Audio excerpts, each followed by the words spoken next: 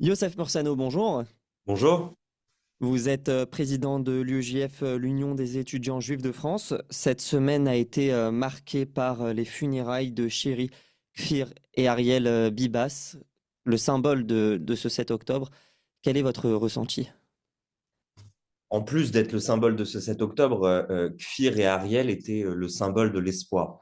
Vous le savez comme moi, dans la tradition juive, on donne beaucoup d'importance à la transmission, aux enfants, à la suite, etc. Et ces deux enfants qui avaient moins d'un an et moins de 5 ans, Kfir et Ariel, c'était le symbole des espoirs, de l'espoir de retrouver ces otages et du retour des otages possibles et du fait qu'à un moment, ce 7 octobre, cette longue journée du 7 octobre qui n'en finit pas, allait se terminer enfin.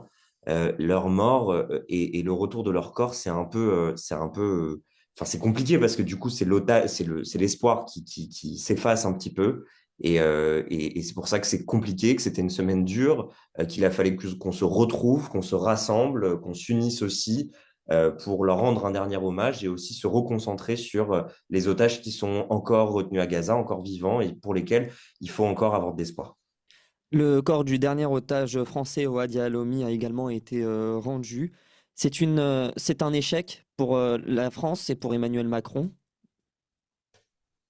Alors, je ne sais pas si c'est un échec pour la France ou pour Emmanuel Macron, c'est en tout cas un signe d'un deuil national et qui n'est pas vécu comme ça par la société française. Moi, j'ai pas l'impression que partout dans les rues, on se rende compte du nombre d'otages franco-israéliens qui ont été enlevés et qui sont morts. On ne se rend pas compte du nombre de victimes franco-israéliennes qui ont perdu la vie le 7 octobre ou après le 7 octobre des suites de leur enlèvement. Euh, c'est un drame français en réalité. C'est un drame français ce qui se passe. Le dernier corps, le corps de Ohad Yomi, c'est ce sentiment-là qui nous étreint, qui nous prend aux tripes, de nous dire en fait voilà, ce qu'on est en train de vivre, c'est un drame français. Et il y a toute une partie de la communauté française qui ne le vit pas comme ça, qui ne le ressent pas comme ça. Et évidemment, entendre voilà, des phrases comme les actions du Hamas sont légitimes, dit le jour même du retour du corps de Ohad, évidemment, ça nous transperce. Alors justement, là, vous faites référence aux propos de Rima Hassan, qui était l'invité de Jean-Jacques Bourdin sur Sud Radio. Donc l'eurodéputé a déclaré ce que vous venez en train de dire. Est-ce qu'il faut la destituer de son mandat d'eurodéputé, voire même de lui retirer la nationalité française? Moi, je suis pas du tout dans une réflexion de sanctions, etc., vis-à-vis de Rima Hassan. Je pense faut qu'il y ait un travail de justice.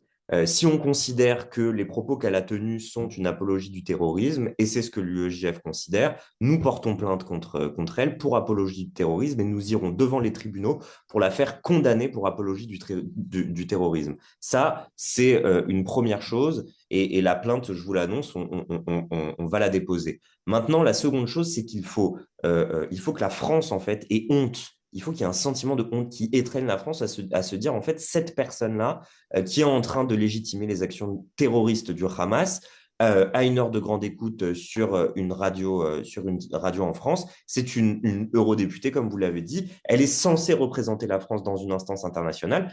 Et en fait, le jour même du retour d'un corps d'un otage français qui est décédé en captivité de ces actions-là qu'elle légitimise, elle ne peut pas se permettre de dire ça. Et si elle se permet de dire ça, en fait, il faut que chaque Français, en regardant ces images, se demande, mais pourquoi cette femme-là nous représente-t-elle?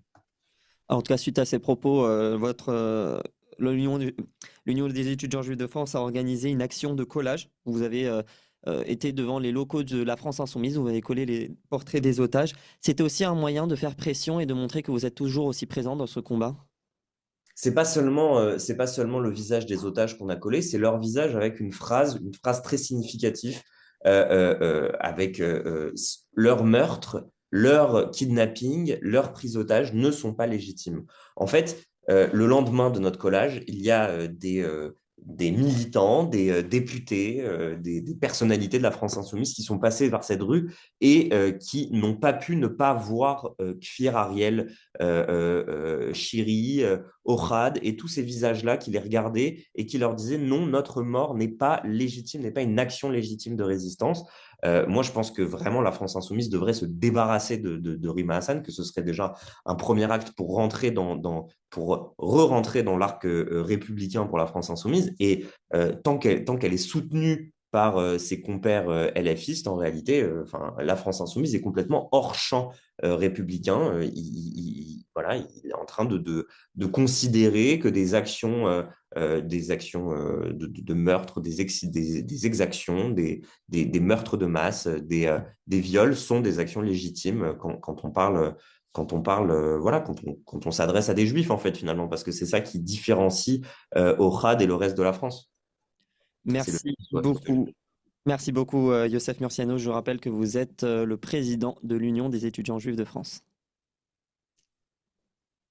Merci beaucoup.